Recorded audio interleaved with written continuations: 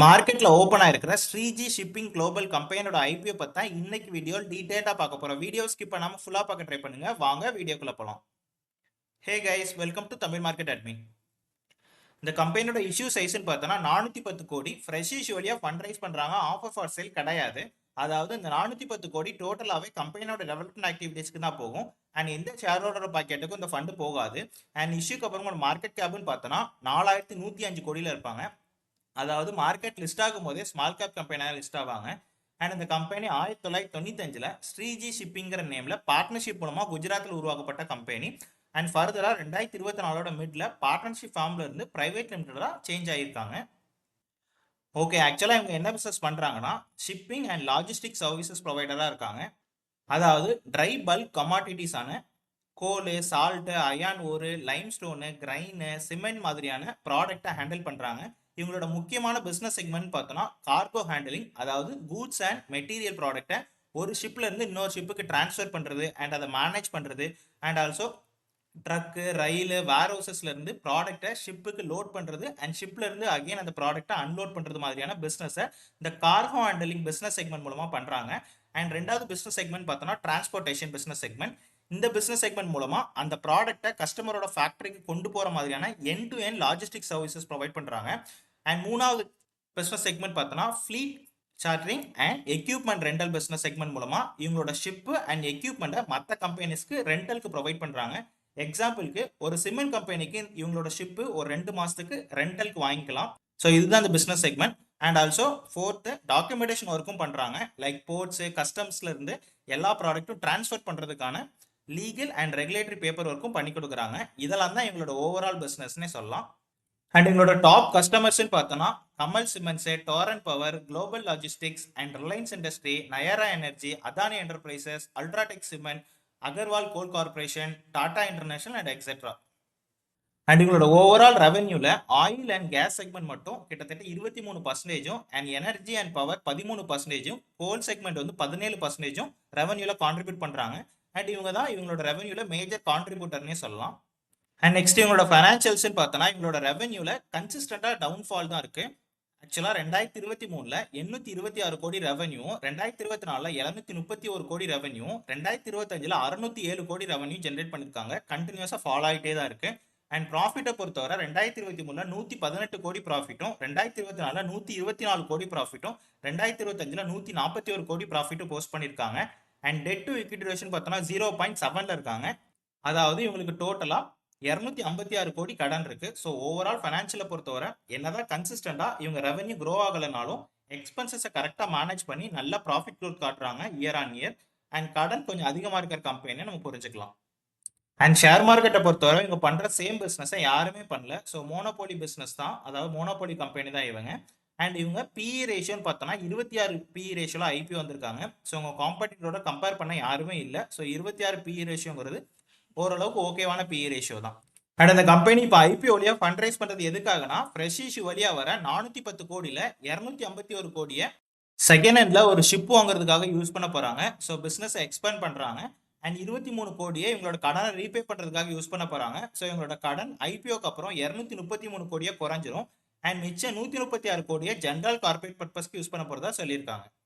And IPO issue பொறுத்த வரைக்கும் offer for sale கிடையாது. பட் ஃப்ரெஷ் இஷ்யூ மூலமா கம்பெனிக்குள்ள புது ஷேர்ஸ் உள்ள வரதுனால ப்ரமோட்டர் ஹோல்டிங் கொஞ்சமா குறையுது. ஐபிஓ இஷ்யூக்கு முன்னாடி ப்ரமோட்டர் அண்ட் ப்ரமோட்டர் கையில ஆல்மோஸ்ட் 100% ஸ்டேக்கும், பப்ளிக் கையில எந்த ஸ்டேக்குமே இல்லை. அண்ட் ஐபிஓ இஷ்யூக்கு அப்புறமா ப்ரமோட்டர் கையில ஆல்மோஸ்ட் 90% ஸ்டேக்கும், பப்ளிக் கையில 10% ஸ்டேக்கும் இருக்கும். ஸோ ப்ரமோட்டர் ஹோல்டிங் ஐபிஓக்கு அப்புறமும் 90% மேலே இருக்கிறது ஒரு பாசிட்டிவ் சைன்னே சொல்லலாம். அண்ட் நெக்ஸ்ட் இந்த ஐபிஓட டீடைல்னு பார்த்தோன்னா ஐபிஓ ஆகஸ்ட் 19 ஆல்ரெடி ஓப்பன் ஆயிடுச்சு. அண்ட் ஐபிஓ பிட்டிங் க்ளோஸ் ஆகுதுன்னு பார்த்தோன்னா ஆகஸ்ட் 21. இதோட ஃபேஸ் வேல்யூ 10 ரூபாய் பெர் ஷேர். ஸோ உங்க ஆல்ரெடி ஸ்டாக் ஸ்பிட்லாம் எதுவுமே பண்ணல. அண்ட் ஐபிஓட பிரைஸ் பேண்டுன்னு பார்த்தோன்னா லோயர் பேண்ட் 240 ரூபாயும், அப்பர் பேண்ட் 252 ரூபாயும் இருக்கு. மார்க்கெட் லாட்டுங்கிறது 58 ஷேர். ஸோ மினிமம் ஒரு லாட்டுக்கு 58 ஷேர்ஸ் நீங்க வாங்கணும். அண்ட் இஷ்யூ சைஸ்ன்னு பார்த்தோன்னா 410 கோடி ஃப்ரெஷ் இஷ்யூ வழியா ஃபண்ட் ரைஸ் பண்றாங்க. ஆஃபர் ஃபார் சேல் கிடையாது. And next both NSC and BSc ரெண்டு எக்ஸ்சேஞ்சுமே லிஸ்ட் ஆக போறாங்க. அண்ட் இந்த ஐபிஓட அலாட்மெண்ட் நடக்கிறது பார்த்தோன்னா ஆகஸ்ட் 22. உங்களுக்கு அந்த அலாட்மெண்ட் கிடைக்கல அப்படின்னா உங்கள் அமௌண்ட் ஆகஸ்ட் 25 ரீஃபண்ட் ஆயிரும். அண்ட் லக்கிலி உங்களுக்கு அலாட்மெண்ட் கிடைச்சிருச்சு அப்படின்னா உங்கள் ஷேர்ஸ் ஆகஸ்ட் 25 உங்கள் டிமார்ட் அக்கௌண்ட்டுக்கு வரும். அண்ட் ஆகஸ்ட் 26 மார்க்கெட் லிஸ்ட்டும் ஆயிரும். அண்ட் இந்த ஐபிஓவில் 14,616 ரூபாய்க்கு மினிமம் ஒரு லாட் அப்ளை பண்ணலாம், 57 ஷேர்ஸ்.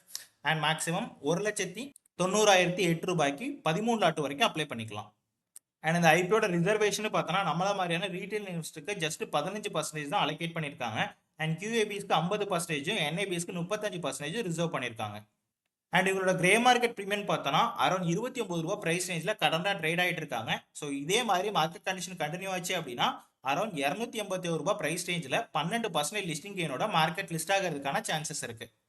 அண்ட் ஆல்சோ இதுவரை ஓவராலாக 6 டைம்ஸ் சப்ஸ்கிரைப் ஆயிருக்காங்க. அண்ட் ரீட்டைல் இன்வெஸ்டர் பொறுத்த வரைக்கும் 7 டைம்ஸும், QIBஸை பொறுத்த வரைக்கும் 2 டைம்ஸும், அண்ட் NIBஸை பொறுத்த வரைக்கும் 11 டைம்ஸும் சப்ஸ்கிரைப் பண்ணியிருக்காங்க. ஸோ இந்த ஐபிஓக்கு மார்க்கெட்டில் நல்ல டிமாண்ட் இருக்குன்னு நம்ம புரிஞ்சுக்கலாம்.